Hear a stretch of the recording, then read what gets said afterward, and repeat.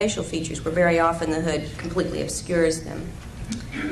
This is Lisa's drawing of another of the bulbous-headed entities, sort of similar to what we saw with Polly's drawing earlier. And these have been reported in a number of other cases as well. Not your typical gray or reptoid or insectoid, but something seeming to have more of a porpoise-type bulbous forehead. A typical gray in a hat, right? And this happens. I remember seeing one myself when I was quite young. She said this was surprising because its mouth would open, and we have a few cases where the little slit has actually opened. So just one of Lisa's representations. This one, she says, is very similar to a figure in Linda Howe's latest book with the flat, ridged nose area.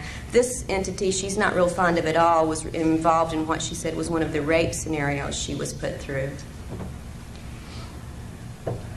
Let's see what's coming up next. Lisa's drawing of the reptilian entity that was very aggressive sexually with her as well. And again, she says, please remember, she's no artist, but it was a brown, scaly, hard exterior with the slit eyes, vertically slit eyes, and clawed appendages or fingers. And a very robust entity. Symbols that she has seen in these, and this is so typical. I mean, we could flash symbols, and so many of them are some version of the triangle and the circle. We'll see another variety of this kind of symbol a little bit later with Angie's drawings.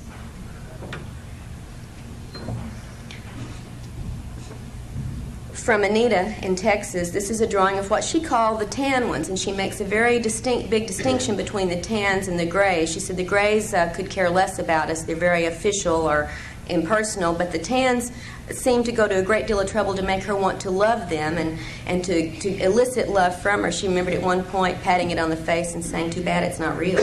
This is the drawing from Anita's granddaughter who lives with her of what she said were the mushroom men who had come into her room one night. These, however, she said were no more than maybe 1.5 feet, 2 feet tall. You note the drawing details that she has included in 4 fingers and so on. Here's Beth's drawing in Puerto Rico of one of the doctors on board who dealt with her and her entire family in 1978 when they had a massive abduction. Jorge Martinez investigated a lot of this case. But it's only been reported in Spanish so far, so, except for what we haven't taken. Widow peak hairline, very typical reported humanoids. When Beth recalled being taken by the military to a desert area where there was an above-ground compound area, much like what Ted described, being then taken again underground through this adobe or old-type structure into a room with military where she said 2 men in astronaut suits made a presentation here in this underground room to her and a number of other military people who had her there. And she was there not by invitation but by duress. So very similar to what Ted had remembered from the mid-'80s event in Albuquerque. We don't know where these facilities might be, but, you know, Kirtland's not that far away.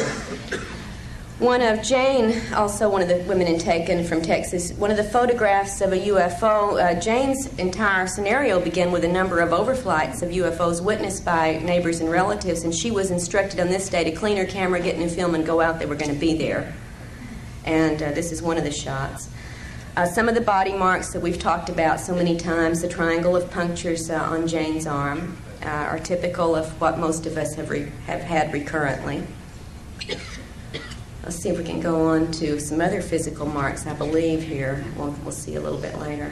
If not right now. I can't remember the order of these things. Yeah, this scoop mark on Jane's leg. Now, there are some scoop mark reports that we've had, including one in the family, where after the scoop begins to heal, a waxy grayish substance oozes out of this for a while, and then it heals up to the regular scoop mark that we know. And this is one instance of that happening with Jane. Jane's drawing of a memory of being before this council of long-haired, light entities. She cannot recall what they were telling her, however, but this was the best she could do to capture the feel of these faceless entities. And again, this is often a similar situation reported by other people, including one other in the book taken, Amy. An unusual scenario, Jane recalled only snatches of an encounter in which she saw robed aliens at work in one of the facilities, and she heard them listing certain places in the Texas, Louisiana area by name, certain towns and locations, and then the words activate, activate, activate. The little black box, the memory of the faces, seeing her feet as she's being carried out of here, all just very partial glimpses from an event in Jane's recollections. And the little black box is very similar to the box used in Ted's cloning soul transfer event. And you notice these weird black tubes coming out. We're going to see that later in other drawings. Jane's most intense recent encounter she tried to relay in a series of paintings, being on the desert planet, so many people report, seeing the UFO coming in, being under control where she couldn't move, and then watching a series of changes where the UFO seemed to beam down this illuminated globe-type structure with markings she couldn't really capture in all their detail.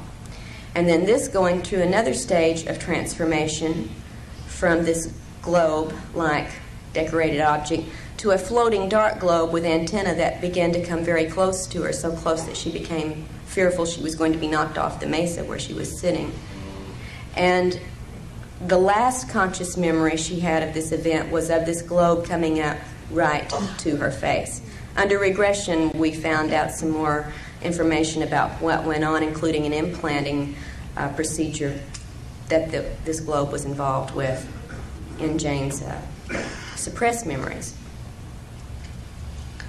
This is Angie, the woman in Tennessee, one of the rectangular scorched areas or dead areas on her property from an event, this now for a year and a half, of course, nothing grew there. This was an event she had recalled seeing the night before, or briefly before, I can't recall if it was just exactly the night before, in which there was this rectangular device with two aliens out in the yard near the barn area, apparently taking soil samples, which of course, you know, they've been doing since time immemorial. They just can't get enough of our soil. But the mark on the ground was physically there for quite a while. And if anybody's willing to pay for some soil sample testings, we've got some. Here's the area of the rural cattle ranch where the mutilations and unexplained deaths have occurred. And you're going to see video from this area of overflights. I just wanted you to see how remote this was from any, you know, highly populated area. One of the unexplained deaths, this was not a mutilation, it was the report from the vet was unknown toxicology, and there were a number of other cases both in the Tennessee and Alabama area during this time. But there were also mutilations among the cattle on Angie's property. There's one that seems to be almost an interrupted mutilation. I'd love to get Linda's analysis of this. You see a triangular patch of skin has been cut but not taken off yet. The jawbone has been cleaned. It's like something either was human activity mimicking alien mutilations or an interrupted mutilation of some sort on a calf there. Angie's fetus, after an alien implant that she later miscarried, she actually retrieved the fetus, but under control, of course, took care of making sure it did not, well, it was retrieved by aliens, she believes, the day later. But she saw the size of it and the features of it. She said when they came back to induce the miscarriage that this was the instrument, the long instrument that was used to induce the miscarriage vaginally, and then this little container was, she said she had no idea what the little container was for, but she did remember that also being present on the bed in her bedroom when they came to cause this loss of the child. Some of the marks from some of Angie's experiences, again, the sets of punctures correlated with consciously remembered events. One of the fetal nursery representations, this is what Angie saw, and this one is included in the book, so you can read more carefully what description she has for the various things. Very similar to what else we've heard about. Angie is an illustrator artist, so she has done a lot better with some of her recollection drawings than many others. But again, in the corner, you see the little black box with those hoses running out of it, just like Jane had seen in Texas. In fact, Angie has a number of excellent illustrations, but we could do that all day. Here's one of them, one of the suited grays, which she said rarely would she see them in clothes. This one had an outfit on. And she didn't know what the little jumble of shapes on the table was. She said maybe it was art. I don't know. Nothing was explained to me. She also had encounters with, actually 7 different alien physical types. This one with the bumpy skin, the bumpy joints of the fingers, etc.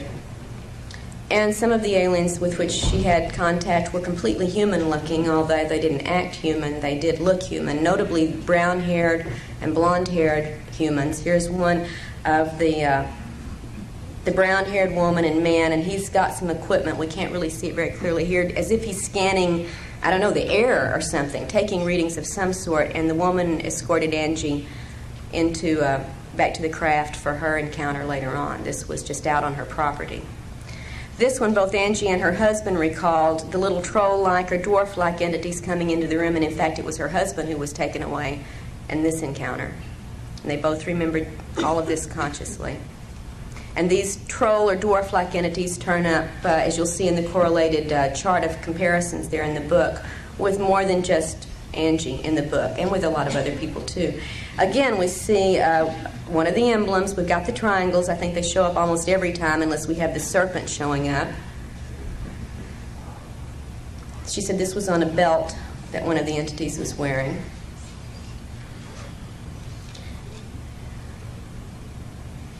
Our timing is a little strange here. Okay, one of the craft that Angie recalls seeing out over the property, and I have not seen a report exactly like this one before, but wanted to include some of the anomalous drawings rather than just the typical things that we often get reports about. Another one over the area, and that's the bottom view of it. It seemed like a fiery or molten-y area, very similar to what's reported in the bottom of the Gulf Breeze crown-type craft.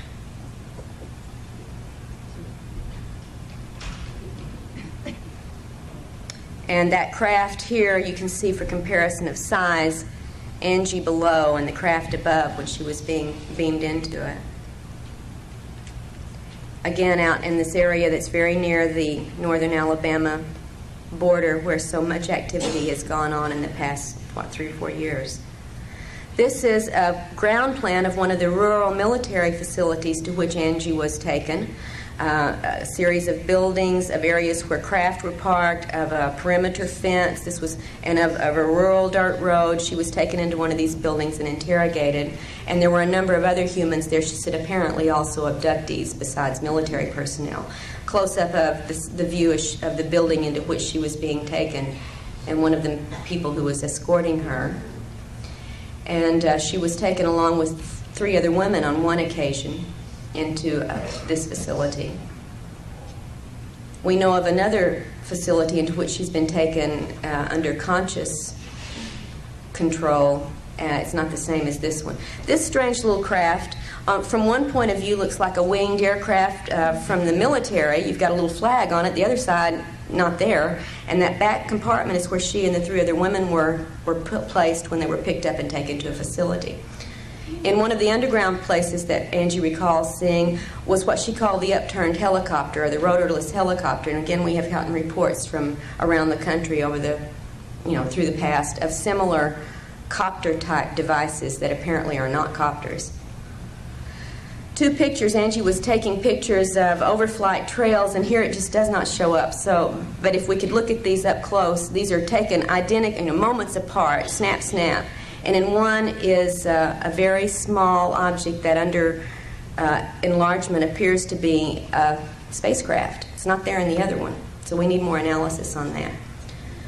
Now on to Amy in Texas. This is a drawing of her conscious recollection of her first UFO sighting in Denton, Texas in the early